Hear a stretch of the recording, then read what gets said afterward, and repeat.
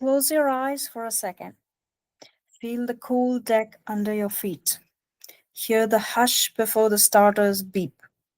That moment right there is where every great swim story begins. Welcome to Swim Stories Unplugged, the podcast that strips away the caps and chlorine to reveal the raw, beating heart of why we keep coming back to the water. I'm your host, Hetal Sampat, and today we are not just talking strokes and splits.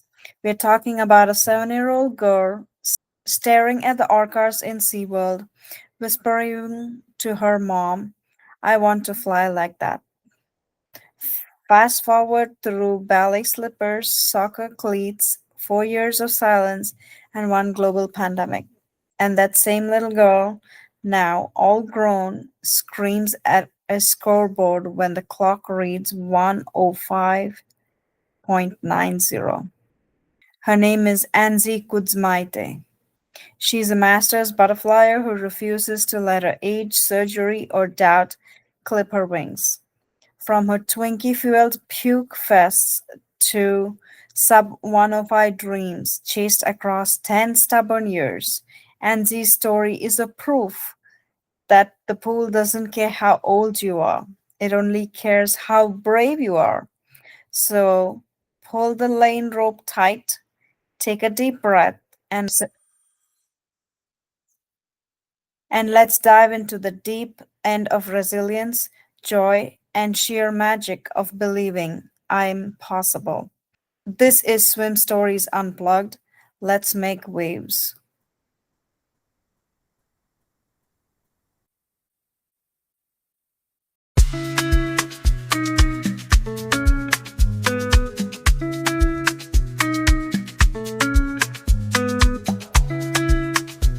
Hi, welcome to Swim Stories Unplugged. I'm so glad Andzy we connected. Yes, hi, it's great to meet you. We're going to get started with our first splash, which is our first segment. So, you're going to tell us the first moment that you remember or the first time you went into the pool. So the first time I went into the pool was when I was really young. We came to the United States and my mom was trying to find like sports for me to do. So I tried ballet, I tried soccer, and the reason we decided to stick with the pool was because you know how Disney World is so magical. We went to SeaWorld. So while we were watching the orcas, I was like, Mama, I want to learn how to swim. And I was like 7 years old. And my mom was like, okay, time to take you to swim lessons. So that was the very first time. And honestly, as soon as I got into the water, I was utterly petrified. I was like, oh my God, there's too much blue. What am I going to do? So yeah, that was my very first time. That sounds fun. So, when you started swim lessons at 7, what did you do? What was that like? Like, who was your coach? Where did you swim?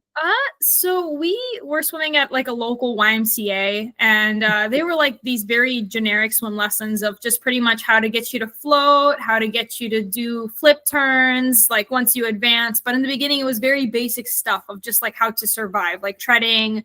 That was great. I mean, you know, you got to learn the basics before you can learn the cool stuff. Sure, Yeah. of course. And how do you see, like, were you always a swimmer, club swimmer after that? Yes. So I feel like after I got comfortable with the water, at first it was a little bit of a rocky relationship. You know, I kind of was like, okay, cool, I see you. I don't know if I want to get to know you, but I feel like gradually I started loving it, and I became an age group swimmer, and I swam my junior year, and then I swam into my high school year. I did high school swimming only my sophomore year and senior year, but besides that, I just was just doing club swim a lot. I enjoyed it a lot. It was great. But I felt like I wanted something more, I guess, like where I could really feel my potential. And then I knew that there was something called Masters, but I didn't know that it was called Masters back then. And I was like, someday I'm going to be in an adult swim team. That sounds exciting. So, when did you swim when you were in high school and college as well? So after high school, I took a 4-year break, and Okay. I was focused on my studies, and I went to nursing school initially, and then, you know, COVID happened and COVID messed up everyone. So Sure. I think it was like after COVID. So in 2022, I had a massive self-reflection and I was like, I feel like I have a lot in the tank and I feel like I'm full of battery and full of power and I want to get back into swimming. Like I missed it because I feel like, COVID has changed so much of just everyone's lifestyle. It would be nice to have like a routine. And then I looked and I was like, okay, I typed on Google adult swim team and then like US Masters pops up. And I was like, oh, okay, what's this? And then I'm like, okay, clubs near me. So in 2022, after 4 years of a break, I rejoined and started swimming for Masters. That's really cool. So when you were learning to swim, what was your favorite stroke? Oh, I was crazy. I still am crazy. I love butterfly. That is my favorite stroke. I was the one kid on swim team that would refuse to swim freestyle and would swim butterfly whenever possible. It was to the point where like my high school coach and even like my like middle school club coach like had to ban me from swimming butterfly. And like it was funny because like the kids that would come late to practice, the punishment was a 200 fly. For me, they made it a 200 breaststroke, which that made sense for me because if they said 200 fly, I'd be like, okay, let's go. So I've always Yeah, been a flyer. it's always been a flyer. I feel like I'm meeting a lot of flyers recently. That's So, awesome. yeah, tell me a memory you've had from your high school swimming, a funny one and something that was challenging. Yeah, so high school was a lot of fun. So I swam at 2 different high schools. So my sophomore year, I swam at Naperville North, and then my parents we moved somewhere, so I swam at Oswego, which it was like a 10-mile away difference. But I mean, I personally preferred the Naperville North one. I think what was really fun was I remember this time that we had like a race, but we had to do it was, oh my gosh, it was disgusting. It was a Twinkie challenge. So I don't know if you know like the treats Twinkies, but they're like these little No. like foamy, like they have like cream inside of them. And the challenge was that you had to sprint a 50 and you had to eat a Twinkie. And then you'd have to sprint another 50. And then you kept going until you throw up. It was beyond disgusting. I kind of wish we never did it, but like my coach was like, okay, well, it was like Thanksgiving and it was like a tradition or something like that. And yeah, all of us at the end we were not happy, but I look back at it and I'm like, this was hilarious. So that was, I'd say that was probably a really funny one because we were laughing and puking at the same time. You don't usually get that combo. Sure. Something challenging, I would say, was when I moved to, the other high school and I swam there. And it was hard because I moved my senior year. So I had to kind of start over and I had to make new friends. And, my lane mates were not my usual lane mates that I'm familiar with. They were like different people. So I think the hardest thing was like getting to know these swimmers and being like, oh, okay, maybe we can be friends, or, oh, wait, never mind, you don't like me? Okay. So I think that was probably the biggest challenge. I see. That sounds like, the memorable story is like definitely, I feel like I'm not sure if I do that because that definitely sounds like a bit of challenging, but at the same challenging in a way, but also fun.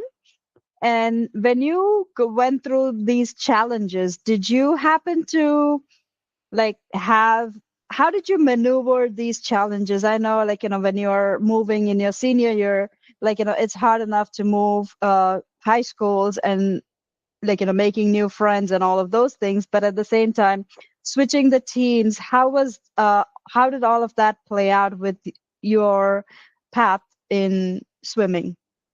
I mean, I'll be honest, I guess I could have probably handled the move better than I did because, again, moving your senior year and joining and meeting new people, it was hard because even though the schools were not very far away from each other, the whole like attitude towards high school and swimming was very different. Like I came from like a very friendly like swim team that was like, hey, we're doing really great and we're friends and we support each other. Oh, you're doing the 500 freestyle? I support you.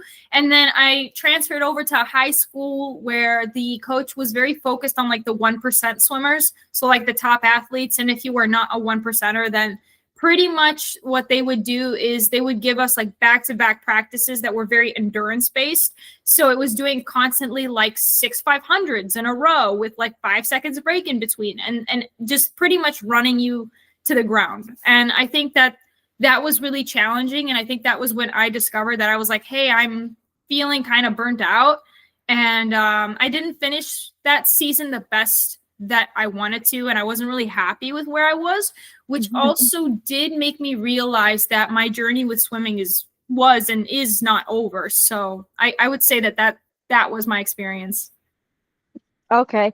When you say I'm definitely sure, like, you just starting out in the sense, like, because you said it's not over yet and you have a long way to go.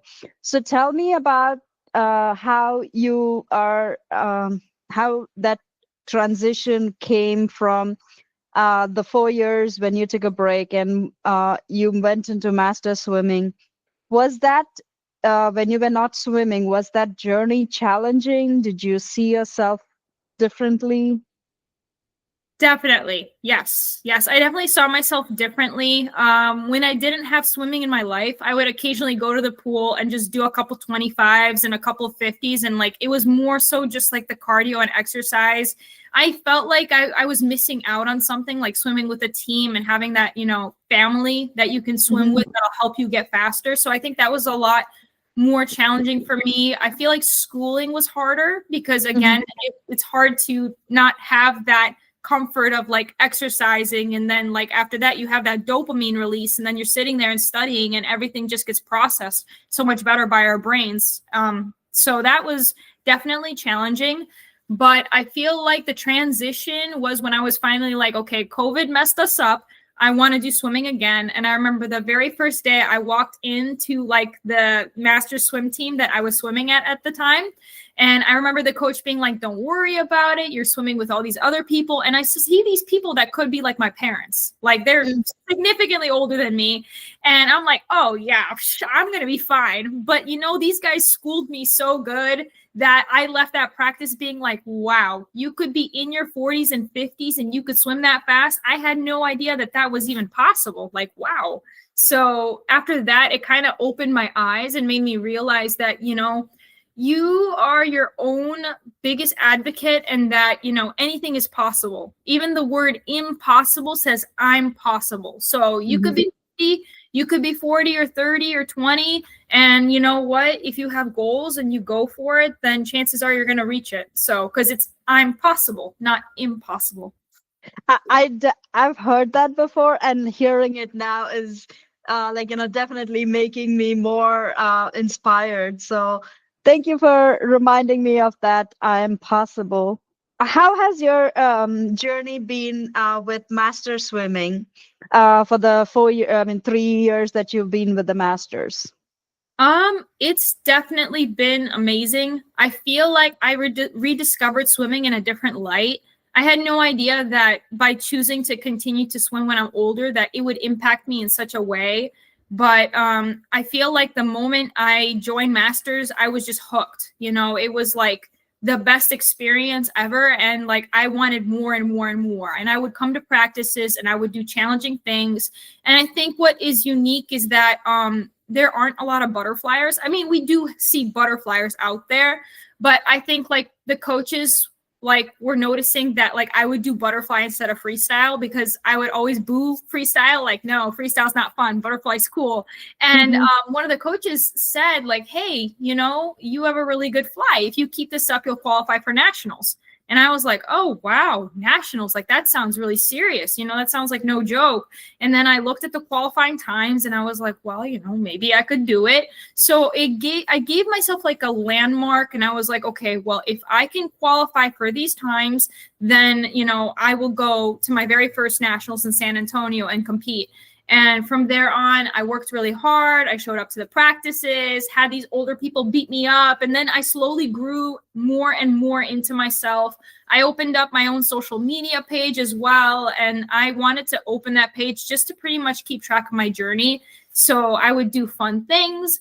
And then I think the biggest thing that I discovered that I wish younger swimmers knew is that you can have fun while you train. Like, you can make swimming fun. Swimming doesn't just have to be about the numbers, and swimming doesn't just have to be about getting a best time or beating this person. In reality, you could just have a good time, slow down, and as long as you take time to, play with different types of techniques and explore different options of like ways to feel the water better, then you're no doubt going to grow. And that growth can be like for a very long period of time, as long as you want it to be.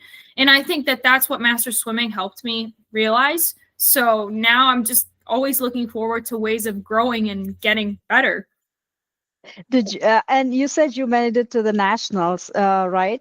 So did you have did you meet the qualifying times in Texas, or did you just go for it without the qualifying times? Because I know some, like, you can qualify, can go for nationals even though you're not, don't have the NQT. So did you make those times when you went to Texas? I did. Yeah. I worked hard. I went to the meets. I qualified for the times, and they were a little bit easier in 2022 to qualify for than they were for this year's nationals because of COVID. And they also base like national times off of like the last 3 years. They take like the top 10 swimmers, and then they somehow find an average of like the top 10, and then add like a certain percentage to make it a little slower so that it's still a qualifying time if you can make with like those margins. So I went in 2022. It was pretty easy to qualify. Then 2023, it got harder. And then I qualified again. I placed top 10 in 5 events between the ages of 22 to 25. So I placed in 9th in the 100 fly in 2022, and then I placed 2023 I placed I think 9th again in the 200 fly. 2024 was in Indianapolis along with the Olympics, so like it was like pretty much in conjunction. So I did really well that year. I mean, every year I keep improving and improving, and I don't really look at it as like, oh, I'm like the top 10. For me, it's more so like I look at my time and I'm like, okay, well, if I progressed, that's all that matters to me. Even if I finish last, like all I care about is my own self-growth. And then a lot of times, like, I talk to other swimmers and they're like, man, this dude beat me. I'm like, okay, but did you improve? Did you get better? And, they're like, well, yeah. I'm like, well, then you should be happy because, at the end of the day, you make of it pretty much what you want to make of it. If you want to focus on how everybody else is better than you, then go ahead and do that. But I mean, if you want to focus on yourself and your own personal growth, then that's what you should do because that's going to be the healthiest for you. So then in 2024, I don't even remember, but I placed top 10 in 3 events. It was the 400 IM, the 200 fly, and then the 50 fly. And that's when I started discovering that I like to sprint, like especially I like to go fast. And then in 2025, this year, I didn't place any top 10s, but I did get my dream time that I've been chasing for 10 years of a 10500 fly. And that was huge for me. That is amazing. That's short course meters, right? Yeah, short yards. Yeah. I'm sorry, short course yards. Okay. I was gonna say like that would. Have you gone to any of the long course nationals? No, I'm actually curious. I want to. I would love to go to the 2027 World Championships in Budapest. So, but in order for me to train, I would have to train and do some more like meters. So I'm definitely going to be looking into doing it like this year and try to see if I can go to nationals for meters instead of yards. No, I think it is, I forget the location, but this past summer I went to long course nationals. It was my first anyway, but this past summer I went for long course nationals in Federal Way. It was fun. I did not make any qualifying times. I just went there for fun. Nice. But that's what it's all about. It's about going there for fun and getting that experience. And I'm sure you had a great time. Yes, it was definitely a great time. It was fun to enjoy the camaraderie more than anything else, and get that first long course national swim and try it out. Nice. That is awesome. See, now I have to try it. You tried it, now I got to go and try it. Yeah, for sure, you should. If it was it was completely different because we don't have very many long course pools around here. And we had over the summer we have like open water long course meters and indoor long course meter practices. So I did that over the summer, and I went. I just it was something that was out of my norm, and that was something I enjoyed. But let's come back to you. You tell me about how you feel about the other strokes. You said you're the fly, and that your shirt also says fly Andzy. Fly. So I love that. Tell us about the other strokes. Do you swim the other strokes? You mentioned the 400 IM and everything. So how do you train for your other strokes? So I try to specialize in all strokes, but I put, of course, the most emphasis in butterfly. For the longest time, I was pretty against breaststroke because, again, when I was a kid, my old coach when I was a kid used to punish me by making me do 200 breaststrokes. So I naturally had an aversion to breaststroke. But it wasn't until I transferred to a different master's team that the coach was like, hey, like you seem to be pretty solid in your other strokes. And if you're strong in the fly, that already gives you an advantage. You might be a good IMer as well. And I was like, oh, really? You think so? So I started training, and I trained with these two lane mates that are ridiculously fast and amazing swimmers. And they always motivate me and push me. And then they always pushed me in like the other strokes that I wasn't the best at.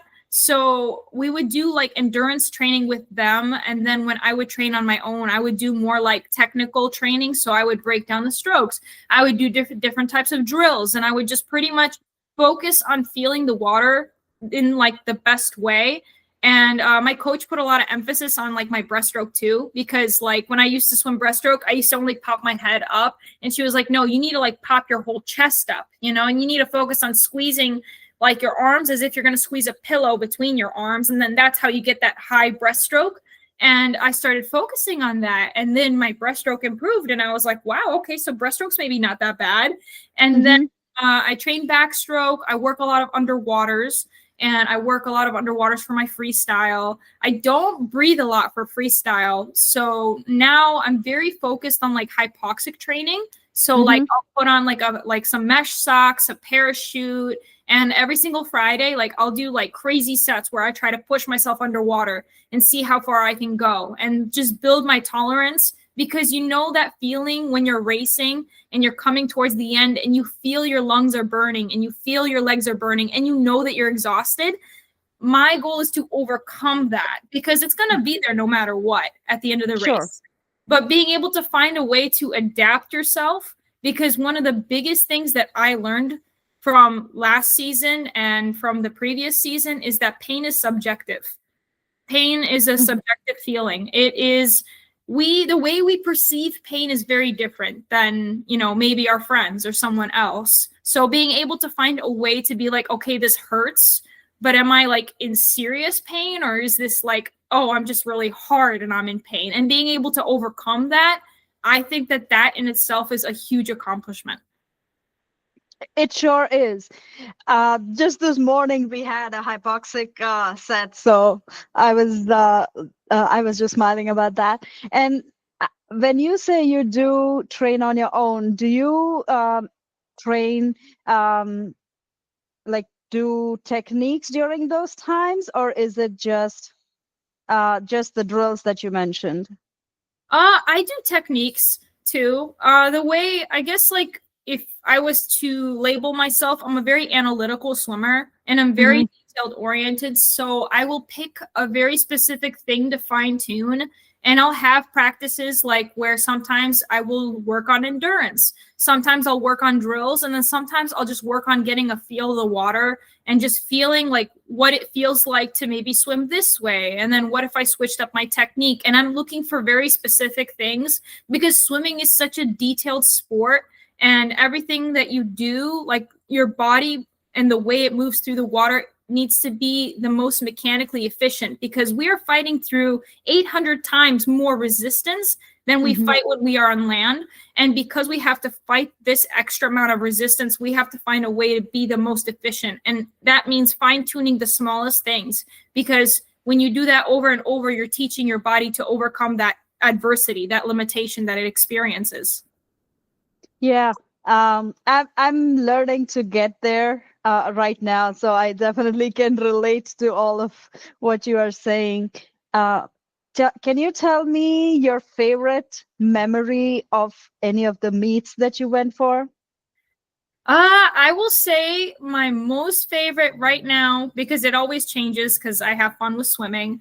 But my Sure. most favorite as of right now was the moment I got my dream time of a 105.90. I was really nervous at state. I clocked in a 106 point, I think it was like 27. And I was really nervous because I was pretty tapered out. And heading into nationals, I kept having like dilemmas with myself. I'm like, well, maybe that's the best I can do. But then, like, I was talking to people and they're like, no, you are way faster than a 105. You can go sub 105 easily. Just watch what you do at nationals. And then I remember standing on the blocks and I was near these girls that were crazy fast. Like they were ex-college girls. So like they were obviously just zooming. And I was intimidated because people like to, sandbag their time. Some people like to make themselves too fast. Some people like to make themselves too slow. So you don't really know where you stand until like after the race and you look at the scoreboard and you're like, oh, okay, so this is how good they are. And I remember standing there and I remember having an internal thought in my head. And it was the most interesting thought that I had. And that was attack and don't look back, which sounds really interesting because I didn't want to hesitate. I didn't want to hold myself back. I was like, no, we're going to attack this event because we are butterflyers and we can do this. Like I can do this. And I got up on the block and all I kept thinking about was attack and don't look back. And I kept like saying this memento over and over in my head. And the moment like they said, go, I dove in. And at first I felt like I was going kind of slow. I was cruising through. I clocked in like a low 30 on my first 50 split. And I didn't see the time. But then on the second end, I was focusing on picking up the pace. So in that moment, I was able to switch gears and pick up the pace and speed myself into a finish. So I started like behind everyone else. And then I ended up finishing fourth in my heat. Oh, So, right. and then the moment I touched the wall, and I looked at like what the scoreboard said because the sun was kind of in my eyes too. And I saw my name and then I saw 105.90 and I screamed and then I'm like, wait, maybe I shouldn't scream. Let me make sure. And then I made sure. And then I saw my teammates, like some of the teammates that came with me to nationals, like screaming because they knew I've been chasing this goal for such a long time. Like they were like screaming. And I was like, oh my God, I did it. I did it. And I started screaming so loud. The other girls kind of looked at me like, what's wrong with you? Did you get injured? And it was Yeah. great experience. So that's my fondest memory. I love that memory. And what would you say your fondest memory was or is from your high school time? I would say my fondest memory was in high school when I got first place in the 50 fly. That was my fondest memory. I remember like it was me and it was versus this rival school. And there weren't a lot of flyers on my team. So the girls were kind of depending on me. They're like, okay, well, you do this. We don't do this kind of stuff, but you do this. So you need to make sure that you do well for us because otherwise we're not going to win. So, I was really nervous. I saw this other rival girl and it was like a dual one. So it was just me and this one other girl and it was no one else. So everyone was crowding around the pool and watching us. And then I remember diving in and just sprinting as hard as I could to the wall, doing my turn, coming back, seeing that I'm like getting ahead of this girl towards the end because she stayed hooked on up until maybe the last 5 yards. Then she puttered out and I was able to finish strong. And then being able to hear like the high school people's like uproar and shout, and then like the Huskies like doing their like dance and they were all so happy. I was like, oh my God, I did it. But I'm not going to lie, the most recent one beats that one. Yeah, I'm sure. Yeah, when you've been chasing something for almost 10 years, that definitely overrides something that you did for yourself when you were a high schooler. And I think like at high school level, you're still figuring out the sport and all of those things, right? So yeah, I'm so excited for you, and I hope we get to see each other one day at one of the meets. I'm going to ask you this: what are your, if this is something that you are open to sharing, that is, what are your goals for upcoming, like, do you have, like, that was a goal that you were chasing for 10 years. Do you have something like that you're working towards in short term or long term or both? Yes. So after I got the 105, well, even before I got my 10500 fly time at the state meet, when I clocked in a 106, some of the swimmers that I like idolized, that were like some of the fastest swimmers in all of the state of Illinois, like came up to me and like looked at me and they're like, yeah, you are going to beat your 105. The 105 is just a landmark for you to pass along your journey. Like, you still have a very long journey. And then one of the swimmers kind of made me laugh because they're like, you're a lifer, like you're in it for life, like as if you're in jail, but not really. And Yeah. I remember like looking at her and being like, what do you mean? And she's like, you're just going to keep getting better and better. You have this glow about you and, you know, you just got to go for it. And me, like, I've always been a little bit more of like shy. I try to be modest. I try not to like be like, oh, well, I'm going to be some whatever person. And I remember thinking like, yeah, I don't know about that. But then after nationals and getting my 105 time, my current goal right now is to go sub 105, so 104. That's my goal. I set myself up because I talked to a lot of different people and they were like, okay, well, if you adjust your weight training sessions and if you adjust what you train in the pool, then you're going to be able to get a 104. So as of now, I guess my general goal is just to see how fast I can get, because I still feel like I'm not done and I still feel like I have so much work to do. And that always is a good thing. A lot of people are intimidated when they have a lot of work to do because they're like, oh, well, you know, I have so much work. I don't know if this is possible. But that actually motivates me more because I'm like, yeah, I have a lot of work to do. I'm not perfect. I'll mess something up. But that's a good thing because that means that if I keep working on it, I have the potential to get better. And then that's the way I view it. So my goal is just to see how far I go. That's my goal. I love that. Like, for having that open-endedness, like at this, like, having the goal of being where you are, at the same time having that open-endedness where you can, like, the world, it's like your world is your oyster, right? Yes, Yeah. exactly. That's the Yeah. perfect quote. You mentioned about strength, like, dry land workouts. How often do you do those, and how often do you swim? So I try to train 5 times a week in the water, so swimming, and I vary my days. So some days, like Fridays, I always like call them fun Fridays because that's when I sprint 25s or I do like fun hypoxic training. And I'll do the stuff that make the lifeguards kind of question if I'm okay in the head. So that's typically what I do on Fridays. But like Tuesdays, I'll do like maybe more like technique, slow it down, just get a feel of the water.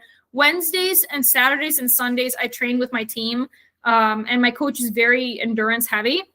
She's a firm believer that I need to keep working on my 200 fly, which is great because I do need a lot of work there too. So I do that 5 times a week, and then I weight train 3 times a week. And I have a specific coach that I train with, and he's like a strength coach / physical therapist. He's amazing.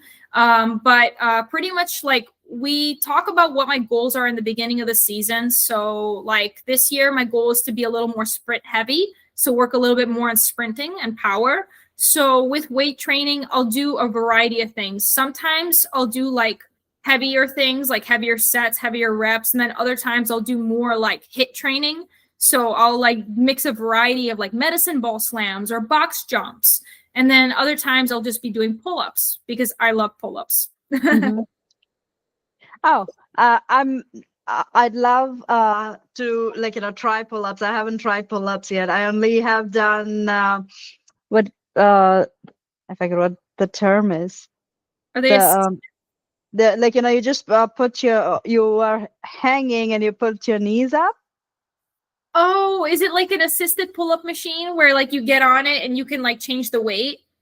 No, you're just like, this one you're hanging off the bars, and then you're just like, making sure you're getting your knees up. I don't know if that's like the first step to the pull-ups.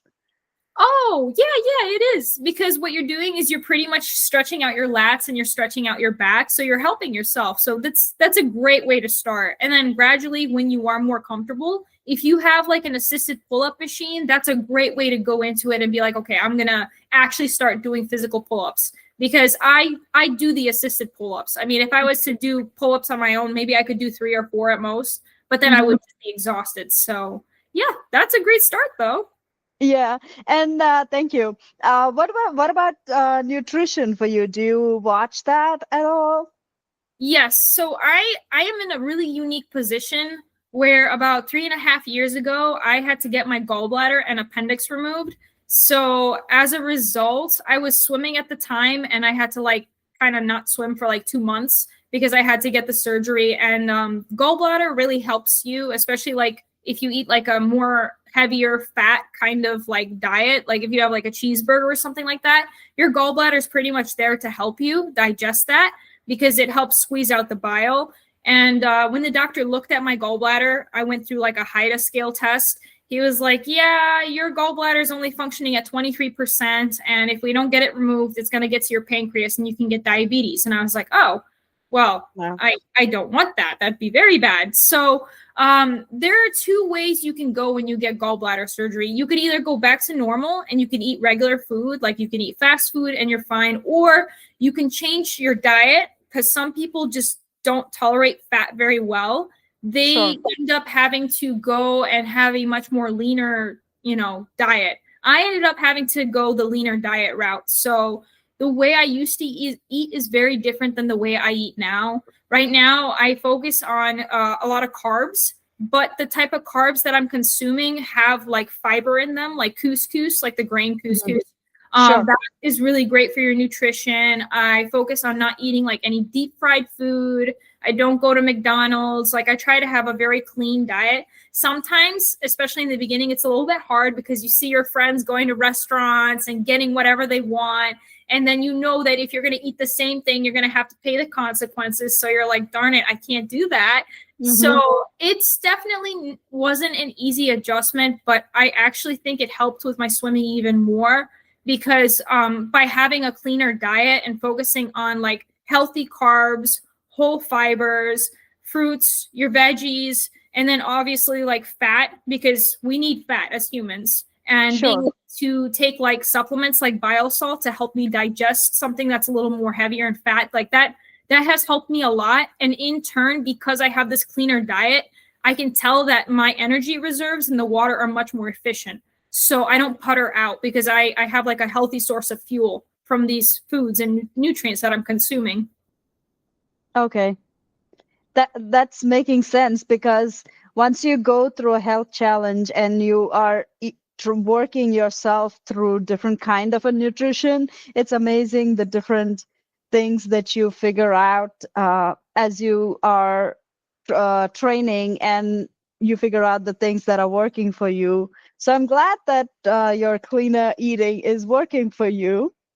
And if I'm going to ask you this, as we close out our last segment, which is our inspiration, what would you say, or our cool down? What would you say is your lost? I'm gonna have to. Me too. I know. What would you say something that would inspire the listeners from your journey? I guess what I would say to like the listeners, if anyone's listening, would be that never give up on your dreams, because no matter how old you are and no matter how far behind you think you are, like you could still achieve your dreams. Anything is possible. You just really have to believe in yourself, and you have to, biggest thing that I learned is you have to trust the process, because sometimes you're going to feel like crap. Sometimes you're going to swim and then you're going to look at the time and you're going to be like, oh, I don't know what's happening. But, life has a really mysterious way of just getting you to where you need to be. And just being able to trust the process and being able to continue to have the discipline that you need to have to reach your goals is what's going to help you get there. Because as much as we like to say we're motivated individuals and that, sometimes motivation is not really there. You wake up at 5 a.m., you look at the clock and you're like, oh my God, it's snowing outside. I don't want to go to practice, but being able to have that discipline and being able to just trust that everything that you do, even if it feels very like monetary and small, in the long run will help you. And that's what you have to do, is have faith in yourself that everything you do is going to help you in the long run. And if you choose to work with the universe will reward you in return. Thank you. Of Thank you course. so much for joining me on this episode of Swim Stories Unplugged, Andzy. I'm so thrilled that we had this conversation and we connected. I am as well. It was great to meet you, and thank you for giving me the opportunity to talk and, just share a little bit about myself. Thank you. Thank you.